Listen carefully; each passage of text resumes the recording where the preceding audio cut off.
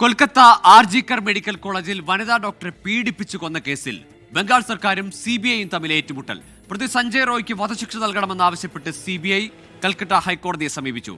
വിചാരണ കോടതി വിധിക്കെതിരെ അപ്പീൽ നൽകാൻ സംസ്ഥാന സർക്കാരിന് അവകാശമില്ലെന്ന് സിബിഐ വ്യക്തമാക്കി.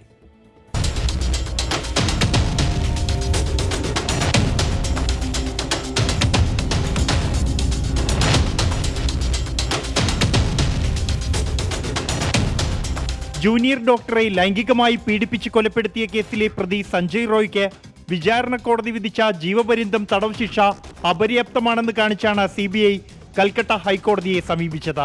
പ്രതിക്ക് വധശിക്ഷ ഉറപ്പാക്കണമെന്നാണ് സിബിഐയുടെ ആവശ്യം. ഈ ആവശ്യം ഉന്നയിച്ച് സംസ്ഥാന സർക്കാർ കഴിഞ്ഞ ദിവസം ഹൈക്കോടതിയെ സമീപിച്ചിരുന്നു. അപ്പീൽ നൽകിയ സർക്കാർ നടപടിയെ ചോദ്യം ചെയ്ത് സിബിഐ രംഗത്ത് വന്നു. കേന്ദ്ര ഏജൻസി അന്വേഷിച്ച കേസിൽ വിചാരണ കോടതി വിധിക്കെതിരെ അപ്പീൽ നൽകാൻ കേന്ദ്ര സർക്കാരിനോ കേന്ദ്ര ഏജൻസിക്കോ മാത്രമേ കഴിയൂ എന്നാണ് സിബിഐയുടെ വിശദീകരണം.